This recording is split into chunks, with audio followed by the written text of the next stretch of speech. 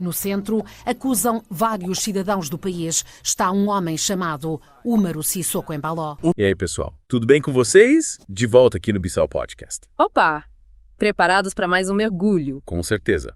Hoje a gente vai se aventurar no cenário político da Guiné-Bissau. É isso aí. A gente vai abrir a caixa preta do governo do Umaru Sissoko Embaló. E olha, já aviso logo de cara. Pelo que a gente viu, tem muita coisa obscura rolando por trás da fachada. Pois é. Essa história toda da ascensão dele ao poder é cheia de mistérios. É cada vez mais evidente, já nem disfarçado, esse receio de perseguições e retaliações, de que o trabalho, ou a organização, ou a família sejam afetados pela opinião livre, pela contestação aberta. No centro, acusam vários cidadãos do país. Está um homem chamado Umaru Sissoko Embaló. Um representante do regime da força, eu acho que interpreta na perfeição este papel.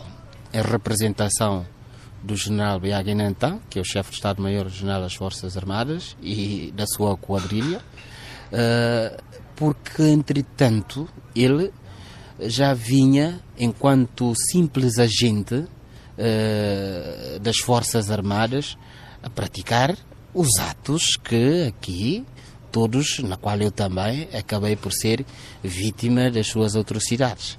Portanto, foram buscar um simples agente que agora faz aqui a veste do Presidente da República, que de tudo aplica ao extremo o seu terrorismo.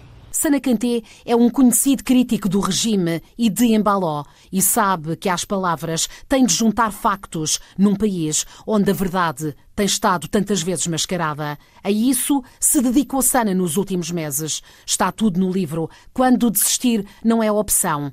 Nele, Sana Kanté acusa diretamente Umaru Sissoko Embaló de ser o mandante do sequestro que quase lhe custou a vida em 2020. Me inalaram um spray qualquer, não sei qual é. Pensaram que talvez já teria desfalecido, mas não. Na altura estava ainda consciente. E ele a falar com o Sissoko, o próprio Sissoko, Umaru Sissoko Embaló, que já estavam comigo, não é? E o Umaru Sissoko a dar-lhes instruções que já sabem o que têm que fazer comigo. E a instrução era clara, era matar. Tudo aconteceu no regresso de Sana a uma Guiné-Bissau, com dores e esperanças cantadas e repadas neste álbum, Sissoko Nakai. Está na hora de revolução, revolução pacífica, revolução. A tudo filho de Guiné, e que importa onde está, chega a hora, não lança.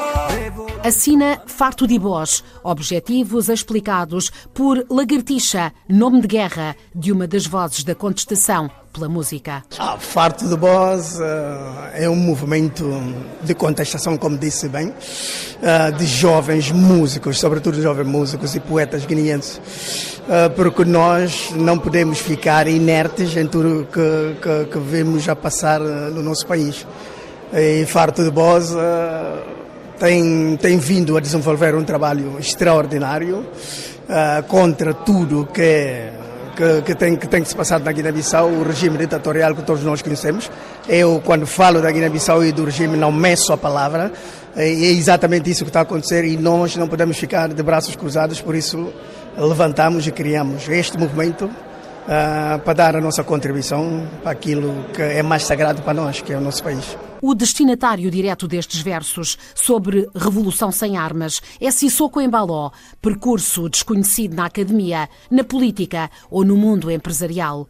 Diz quem o conhece que é generoso para quem não o contraria, impulsivo, com toques narcísicos e manias de grandeza, tem uma inteligência quase sensorial. Uma adversária política afirma que tudo isto faz parte do show. Defende Sissoko que o mandato de presidente só termina em setembro deste ano. As duas maiores coligações e boa parte dos analistas discordam. Chegou ao fim a 27 de fevereiro e Embaló deve sair.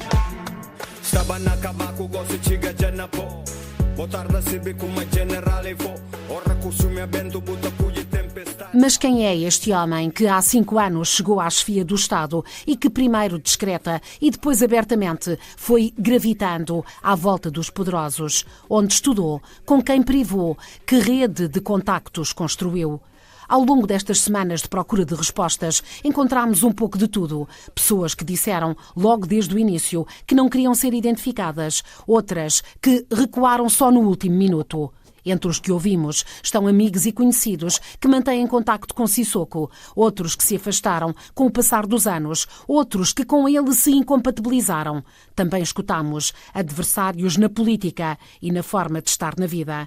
É o caso de Soumaila Jaló, professor, investigador e ativista convicto. Um ditador autoritário que atropela a Constituição da República sem olhar para trás, que não escolhe meios para chegar aos seus objetivos.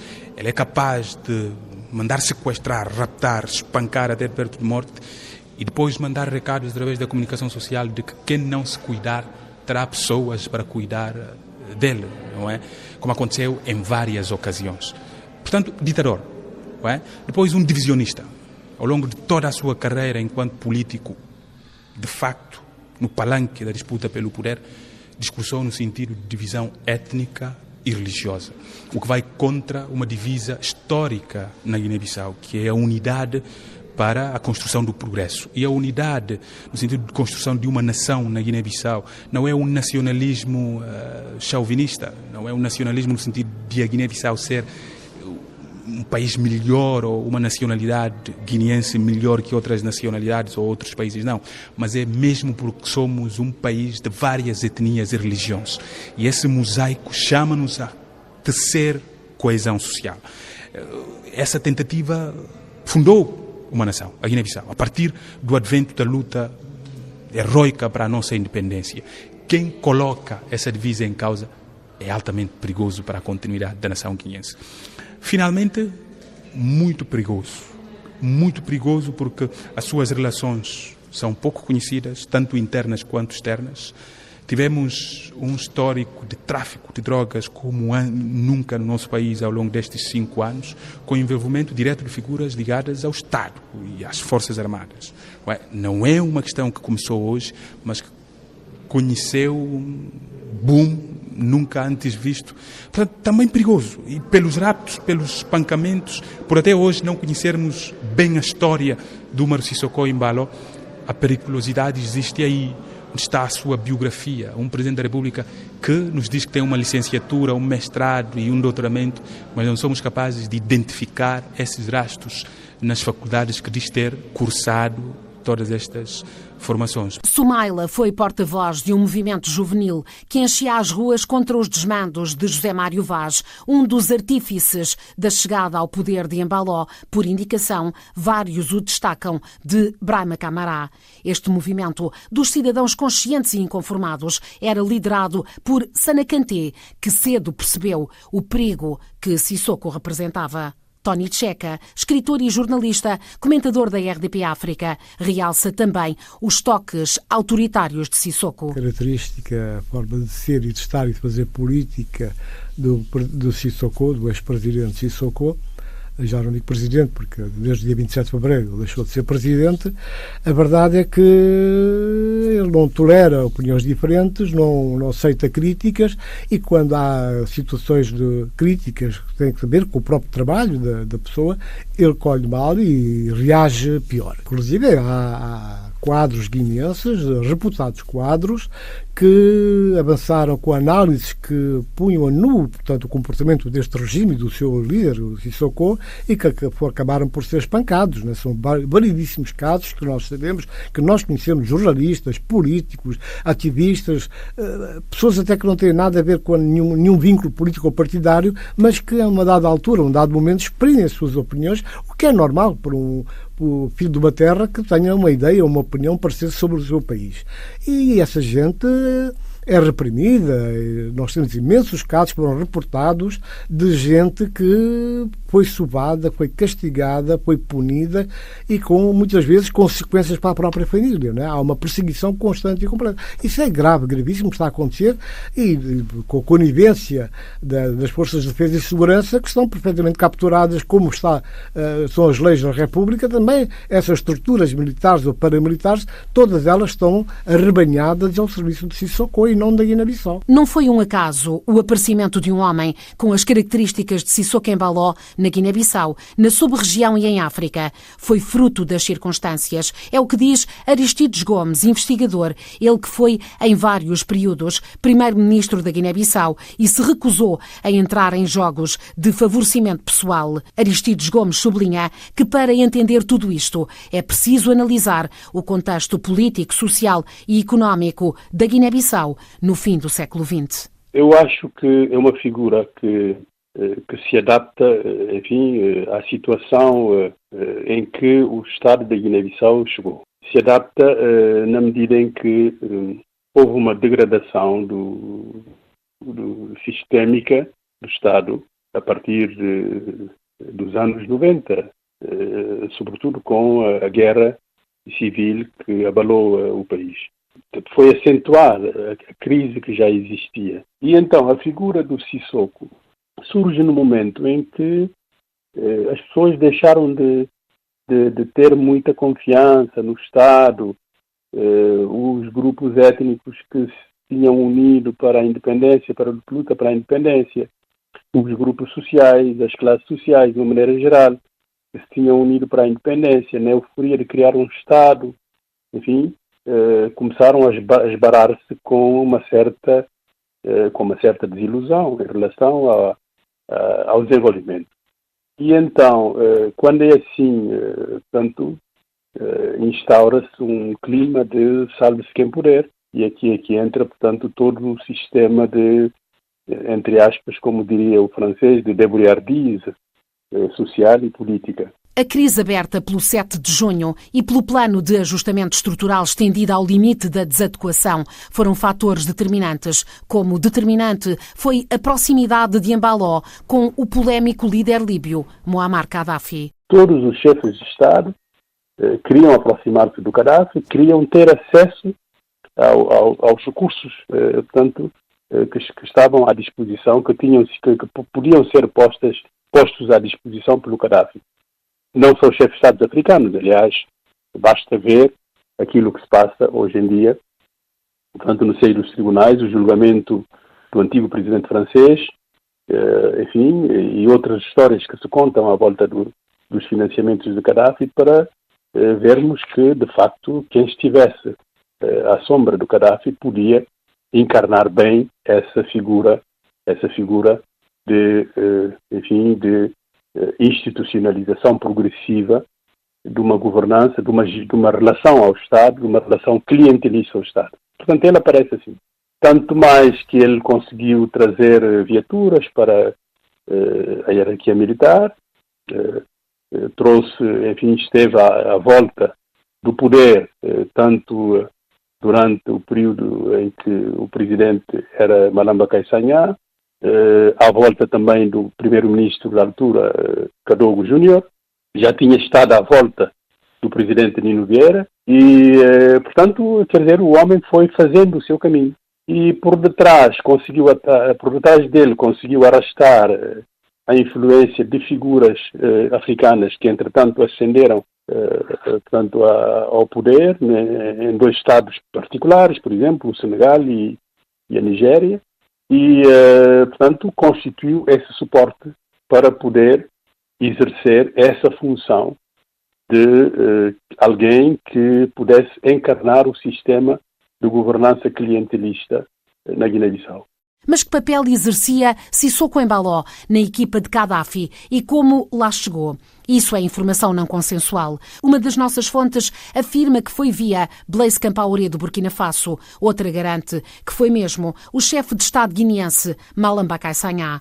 Inegável é o envolvimento na rede de corrupção e de captura dos Estados para interesses pessoais e de grupo, destaca a embaixadora e ex-deputada europeia Ana Gomes. É um bandido que se alcandarou ao poder, que se auto-empossou no poder num país magnífico que é a Guiné-Bissau, que hoje está refém da bandidagem que ele representa. A bandidagem, de resto, ligada ao tráfico de droga, como já antes estava ligada a redes terroristas, designadamente as patrocinadas por Gaddafi, de quem ele foi agente, assumidamente.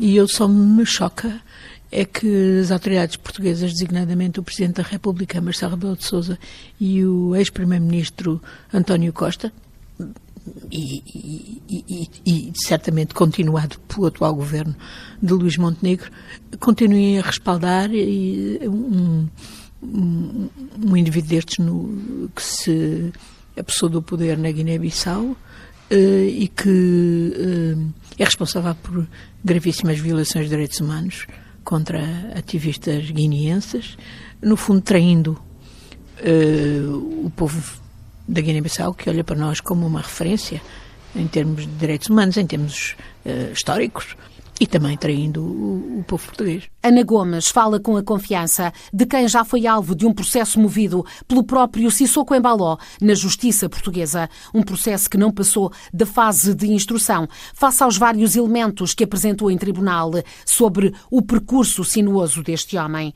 As ligações com o poder em Portugal vêm de longe, virão do final dos anos 90, início de 2000, como comprovam porque testemunharam pessoas próximas de Sissoko Embaló. Falava com Armando Vara e com sinais de grande à vontade, também com José Leitão e mesmo com José Sócrates. Facto 1. Em 2007, o então chefe do regime líbio veio a Portugal com uma comitiva composta por 200 pessoas para participar na cimeira Europa-África. Facto 2. Nesse mesmo ano, Portugal abriu uma embaixada em Trípoli e, em 2008, o primeiro-ministro José Sócrates deslocou-se ao país para assinar um acordo de cooperação. Considerou na altura a Líbia um parceiro estratégico.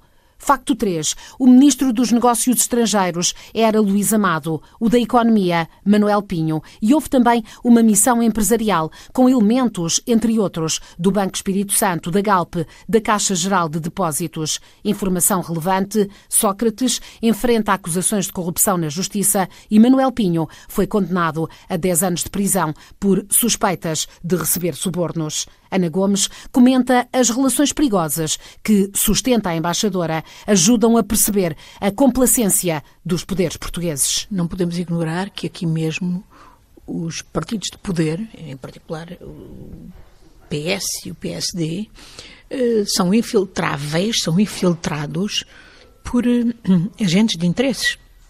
E muitos desses interesses estão ligados ao submundo do crime. Ligados ao submundo do tráfico de droga, no que diz respeito à Guiné-Bissau, isso é óbvio, e aos esquemas de, digamos, mais de colorinho branco associados a esse submundo, designadamente aos esquemas de lavagem de dinheiro que passam através dos circuitos financeiros e bancários. E, portanto, há muitos agentes que aparentemente não têm nada a ver com esse submundo do crime, mas que efetivamente, consciente ou inconscientemente, mas eu estou a crer que é conscientemente, de facto servem esses sindicatos do crime que utilizam a Guiné-Bissau hoje como uma plataforma para o tráfico de droga e designadamente para a infiltração de droga vinda da América Latina para o continente europeu. E não tenho dúvidas nenhumas que esses agentes infiltrados se movem nos partidos de poder aqui em Portugal. E é isso que explicará que eles tenham conexões aos detentores do poder político e as façam valer sempre que é necessário. Claro que justificando tudo com a necessidade de manter uma relação Estado a Estado, de manter um relacionamento povo a povo, mas de facto traem o povo da Guiné-Bissau, como digo, como traem o povo português. Inaceitável, realça, que o controlo não seja mais apertado, não seja mais eficaz. Tem, de facto, uma rede de apoios a nível africano e também a nível europeu, designadamente aqui no nosso país, quer no círculo oficial, quer num círculo oficioso, com gente ligada ao setor bancário. Ainda recentemente foi identificado um indivíduo que estaria no novo banco, que seria uma das condutas, mas não é de certeza a única. Tem respaldo político, agentes políticos que servem de cobertura. A CPLP ser inoperante, deixe-me dizer, infelizmente, a CPLP era uma boa ideia, podia e ser uma organização ao serviço dos povos, ao serviço da capacitação da sociedade civil, por exemplo, ajudando jornalistas, ajudando a capacitar membros do Parlamento para fazerem o seu trabalho de escrutínio, ajudando organizações da sociedade civil nos diversos setores, mas infelizmente acabou por se transformar num clube de funcionários, de altos funcionários e de agentes políticos que se protegem a si próprios. No currículo oficial, bastante sucinto, fornecido à RDP África pelos serviços da Presidência, lê-se que Umaru Sissoko Embaló nasceu em Bissau a 23 de setembro de 1972.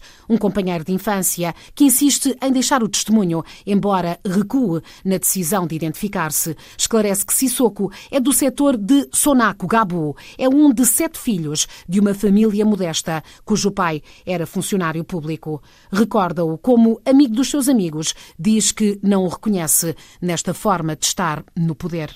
Outro parceiro de vida, já em Bissau, explica que Sissoko é filho de muçulmanos, mas na adolescência não praticava. Sempre foi, sim, de trato fácil, fazia amigos com muita facilidade, mal chegava a qualquer sítio. Participava, como ele, em várias bancadas, em grupos de conversa, de discussão. Morou em Pelubá. Já nessa altura, recorda este homem, não gostava de ser contrariado. Também ele lamenta que não tenha aprendido a ouvir, não tenha aprendido a ser humilde. Um antigo militar diz que Sissoko chegou como voluntário a Comeré com cerca de 20 anos. Já nessa altura andava atrás dos influentes, fazia recados, circulava pelo gabinete do chefe do Estado-Maior. Em 94-95 era um jovem oficial de diligência do Tribunal Militar que se relacionava com a cúpula. Os quadros guineenses, que hoje têm à volta dos 60 anos, também se lembram dele nessa altura. Teriam entre os 20 e os 30 e ele menos uns 10 anos. Começou a aparecer nos convívios de fim de tarde, sempre disponível para ajudar, envolvia-se em pequenos negócios. Um desses quadros, recém-regressado dos estudos no leste da Europa, lembra-se que a primeira vez que o viu foi com um amigo comum. Era afável e simpático, tentava ser amigo de todos e envolver-se em todas as conversas. Queria ser aceite. Quase todos eram licenciados, Sissoko ainda bem longe disso, mas tentava estar ao nível, sem ter os argumentos necessários para o efeito. Admite que era um jovem engraçado, tanto estava num grupo como no outro e transportava o que captava. Escolhia uma referência e era essa que utilizava para manter-se. Diz esta fonte que tem seguido o seu percurso de perto, que acabou por fazer isto durante toda a vida. Vários colegas da altura, na escola, confirmaram à RDP África que ele ia passando por lá, mas sem se destacar, nem sequer se lembram se ele concluiu. Nesse início dos anos 90, conseguiu Sissoko que o presidente Nino Vieira lhe concedesse uma bolsa de estudo para Portugal. Isso ter-se-á concretizado em 95. Um colaborador próximo de Nino realça que não é algo estranho e não prova qualquer relação especial entre o jovem e o então chefe de Estado. Um conhecido avança que Sissoko Embaló vem estudar numa instituição em Santarém, cujos proprietários planeavam abrir uma instituição de ensino na Guiné-Bissau. Quando a guerra de 7 de junho de 98 rebenta, Umaru já andaria por terras portuguesas. Em Lisboa, como qualquer estudante, frequentava as festas e até poderia passar pela faculdade, mas é certo que não concluiu a licenciatura no ISCSP, como de resto confirmou à RDP África, fonte da secretaria da altura. Gostava de convívio e era generoso. Já tinha alguma folga financeira, muito diferente dos colegas universitários, sobretudo os africanos. Nessa altura era já muçulmano praticante e não bebia. Foi por esses tempos que Tony Checa conheceu Sissoko Embaló. E aí um grupo de colegas meus de outras andanças convidaram para um jantar na churrasqueira do Campo Grande. Eu faço questão de dizer os pormenores porque são referências.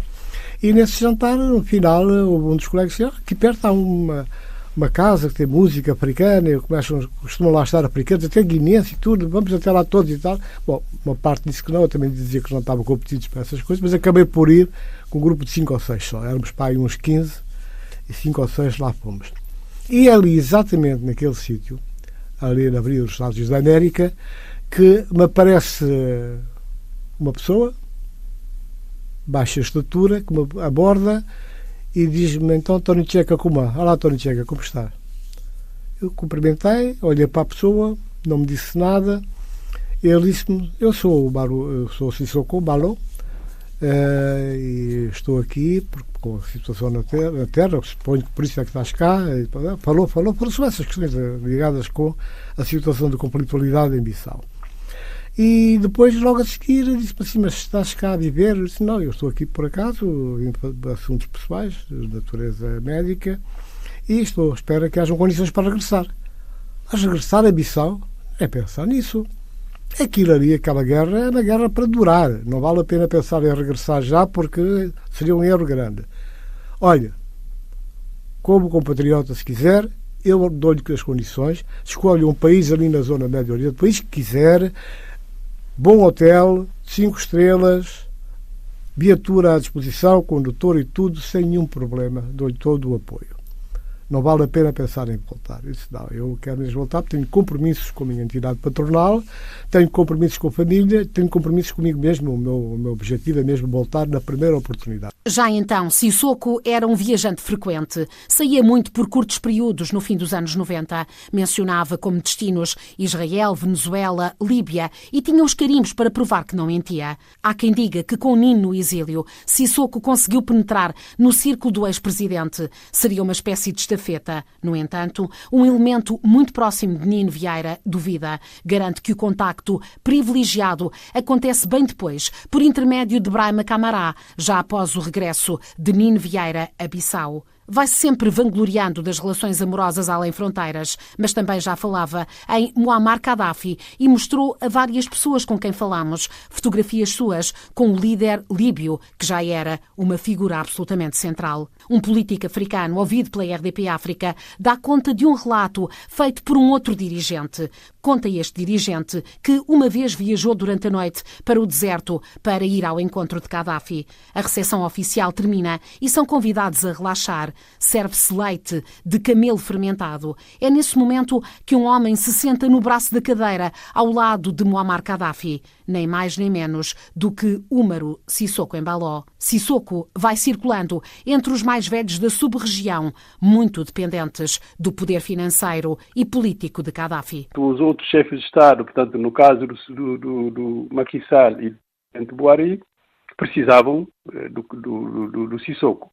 Não precisavam do Sissoko em virtude de uma competência especial, mas tiveram o apoio natural, eu acho, do Sissoko portanto, na sua qualidade de alguém que tinha alguma influência nos palácios de Ouagadougou e da Líbia. Um dos elementos que muitos consideram decisivo é uma carta que passa a apresentar Sissoko Embaló como conselheiro especial de Nino Vieira, já depois da guerra e já depois do regresso de Nino do exílio. Não terá sido publicada em decreto esta decisão porque era um favor. Nino, confirmam várias fontes ouvidas neste trabalho, só bem tarde percebeu que estava a ser usada por Sissoko para pedir dinheiro a dirigentes africanos. Conta um conhecedor dos processos que Sissoko Embaló passa a ser uma espécie de assistente para decidir apoios e aliados, sobretudo na África Ocidental. Havia eleições presidenciais agendadas no Senegal e relata um investigador que o apoio a Macky Sall, não a Idrissa Seck, como chegou a estar previsto, terá sido determinado por Embaló e assim criada uma ligação especial com aquele que viria a ser eleito para a chefia do Estado vizinho e com grande peso na sub-região. Umaru usa como armas a troca de favores e a chantagem, mas também uma política de alianças, mesmo no feminino. Casou-se várias vezes, uma delas com uma embaixadora da África do Sul, que conheceu em Dakar e que lhe terá aberto muitas portas. A capital senegalesa era, de resto, centro operacional de Sissoko no início dos anos 2000. Atesta uma das nossas fontes. Continuava um passageiro frequente, tinha várias casas que, admitia, resultavam de contrapartidas de comissões. Poucos dias depois da morte de Tagme e de Nino, Gaddafi, o próprio, escala a Guiné-Bissau. Destacam vários dos nossos entrevistados. Não entra na capital, mas deixa carros, deixa geradores e baterias para precisamente Os militares, políticos e não políticos, invocam o tráfico de droga. No Nábia, por exemplo, já depois de ter dado posse a Sissoko num hotel de Bissau, já depois de ter sido um apagado primeiro-ministro, incompatibiliza-se com Embaló, deixa acusações e suspeitas de envolvimento em tráfico de droga. A infiltração do crime organizado acaba por desvirtuar o debate político na Guiné-Bissau. Porque cada um utiliza, às vezes indevidamente, esse argumento para acusar o outro, para não sei quantos, né? Mas o essencial é que, quando nós analisamos os factos em que o crime do narcotráfico intervém, as coisas são precisas, os dados são precisos, a história é algo de precisa, com factos, não é? Portanto, por exemplo, eu fiz apreensões, mas desde 2005 eu fui o primeiro-ministro a denunciar. Na verdade, não denunciei simplesmente com discursos públicos, mas eu fiz diligências para poder obter apoios e para poder fazer apreensões. Depois houve, portanto, dificuldades, por exemplo, por ocasião da primeira apreensão, os tribunais não colaboraram, foram os primeiros a libertar os narcotraficantes, ainda em 2005, 2006. Não é? Até agora ninguém pergunta por que os tribunais fizeram isso. Não houve inquérito. Não é? Depois eu fui perseguido por causa disso, sob o regime do Kadogo Júnior. Mas, portanto, as pessoas que estiveram envolvidas no processo nunca foram ouvidas.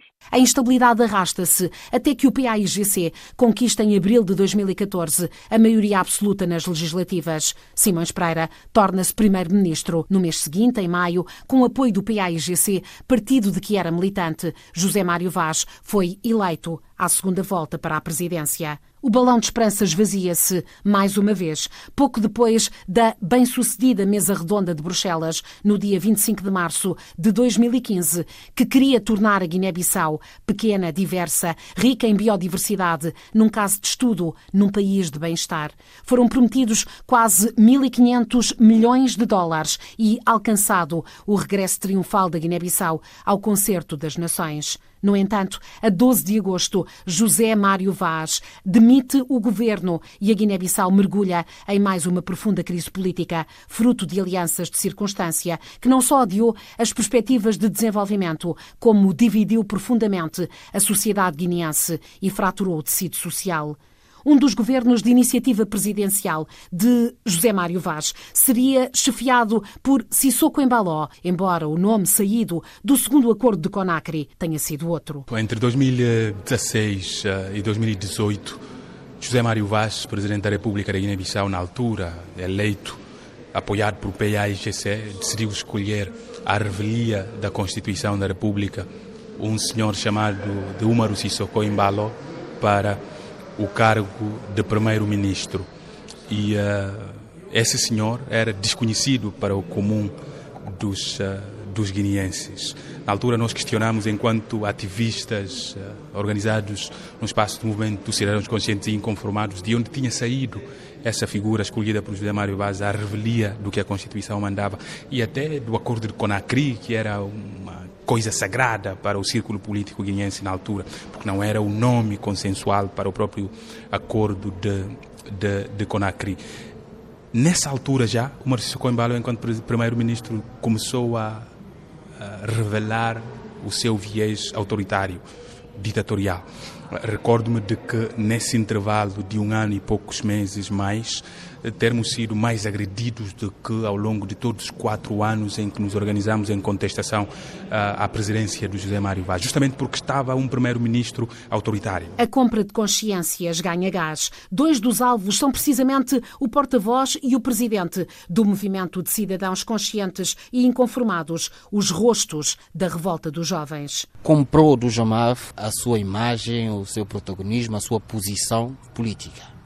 Nos chama para uma negociação, porque estava a preparar na altura a visita do presidente do Senegal, o então presidente do Senegal, Macky Sall.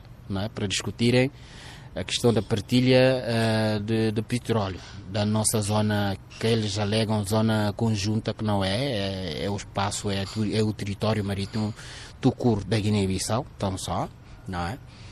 Nessa audiência de mais ou menos 4 horas de tempo, nos tenta comprar com valores avultados, com qualquer soma que nós exigíssemos, estaria logo disponível no seu próprio gabinete imediatamente nos entregar este valor. Prometeu, entretanto, marcar-nos audiência com o presidente Macky Sall e, se não fiarmos nele, Sissoko, que ao presidente Macky Sall podíamos também pedir qualquer soma que quiséssemos. Não aceitamos, mantivemos reiteradas vezes a nossa posição e, por fim, frustrando essa sua investida e da promessa das nomeações, não é, políticas, não aceitamos, nos ameaçou. Foi a nossa ameaça. Isto foi em 2017, no mês de abril. Recordo que foi no dia 10 de abril de 2017. Ameaçou pôr em causa a nossa integridade física. E foi a partir daí que começou a perseguição à minha integridade física e contra os meus colegas também, mas sobretudo contra a minha integridade física, desde aí. Mas não paramos, continuamos a fazer o nosso trabalho, a promover as manifestações e a tentar de tudo garantir a nossa segurança. De tantas vezes que nos tentaram sequestrar, tivemos sorte de escapar várias tentativas, infelizmente conseguiu aqui nos atingir em uma, infelizmente. Os estratagemas implicam anular as diferenças, mesmo que isso tenha um custo. Eu prefiro basear-me no meu caso. Fui abordado. Eu sei que muita gente também foi abordada. Se eu, que era primeiro-ministro, que estava, portanto, no top, porque o mandato do presidente já estava caduco, o presidente José Mário Vaz, se eu tivesse aceito, bom, eu podia ter tudo o que quisesse, né? Tudo o que quisesse. Quer no Senegal, quer na Nigéria, portanto, eu sei como é que a coisa funciona. Portanto, nesse aspecto, se o Umaru quiser, pode depositar uma queixa contra mim, eu vou provar que, de facto, se eu quisesse, se eu tivesse aceito, ia continuar como primeiro-ministro, teria condições, enfim, extraordinárias. Não necessariamente doadas pelo Sissoko, mas doadas por aqueles que serviam de suporte. Na verdade, que me convidaram, né, que neste caso, que é o presidente Macky Sall e o presidente Buhari. Aristides Gomes não tem dúvidas. Sissoko agiu aconselhado por líderes da sub-região e pelas suas equipas. O Umaru Sissoko tem a intuição em como ele deve governar o país pessoalmente. Isso ele tem. Não precisa de competência para isso. Agora, para pôr na prática, ele tem necessidade de gente que o aconselhe. Enquanto membro dessa coligação de que eu falei, com o Macky Sall, com o Buhari, etc., ele era aconselhado por muitos nesses círculos, portanto, nomeadamente pelo staff senegalês. Portanto, eu sei disso, porque isso eu tenho provas. Eu vou lhe dar só um exemplo. Quando eu era primeiro-ministro, devia fazer eleições, mas também tinha a função de governar no sentido de estabilizar o país. E então, nesse processo de estabilização, havia sempre uma tentação da maioria dos chefes de Estados africanos em criticar o sistema semipresidencialista da Guiné-Bissau. Portanto, a CEDEAO, no seio da CEDEAO, a vocação, face à Guiné-Bissau, a vocação de ajudar, ia no sentido de, vocês têm que resolver esse problema da Constituição, tem que haver só uma pessoa a mandar. No ataque deliberado às instituições democráticas, a compra de consciências, já aqui denunciada, tornou-se prática. Deputados e juízes comprados, uma Procuradoria-Geral da República que acusam opositores, sociedade civil e analistas, age quando e contra quem interessa ao presidente.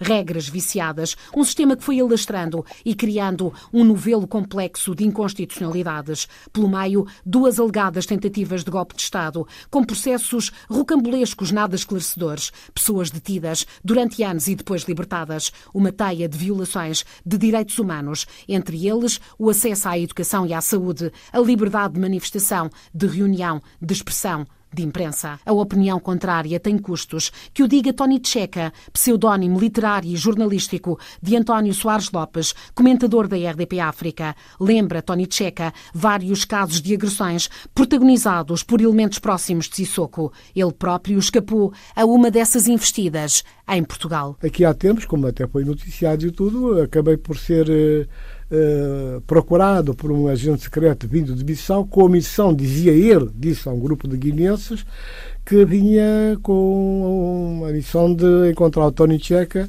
para o meter na ordem. Estava a falar demais e estou aqui, portanto, com uma missão do Presidente da República. Averiguei um bocadinho mais e percebi que, de facto, estava cá essa pessoa, quem era, onde vivia na Guiné-Bissau, morada e tudo. Aí, então, dei queixa à Polícia Judiciária, que andou a investigar, só que, falhada a missão, e como eu próprio acabei por denunciar a situação através das antenas da RDP África, recebi ordens para sair de Portugal rapidamente e voltar ao país imediatamente.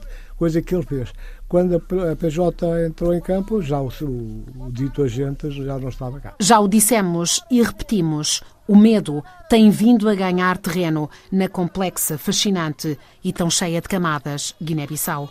Mas sabe o que mais me intriga? É a velocidade, a rapidez com que ele subiu na política. Na verdade, foi tipo do nada, bum, presidente. Exatamente. Acontecer nesse período vai definir o futuro da Guiné-Bissau. É esperar para ver. Pois é, pessoal. O negócio tá pegando fogo na Guiné-Bissau. A gente precisa ficar de olho, acompanhar tudo de perto. Quem quiser se aprofundar no tema, vale a pena dar uma olhada nos relatórios das organizações internacionais que monitoram a situação por lá. É muita informação importante. E para quem quiser continuar acompanhando as reviravoltas dessa história, não esquece de se inscrever aqui no canal do Bissau Podcast. Isso aí. Ativa as notificações para não perder nenhum episódio. A gente está sempre trazendo as últimas notícias, as análises mais aprofundadas, tudo para vocês ficarem por dentro do que realmente importa. Valeu pela companhia e até a próxima. Até mais.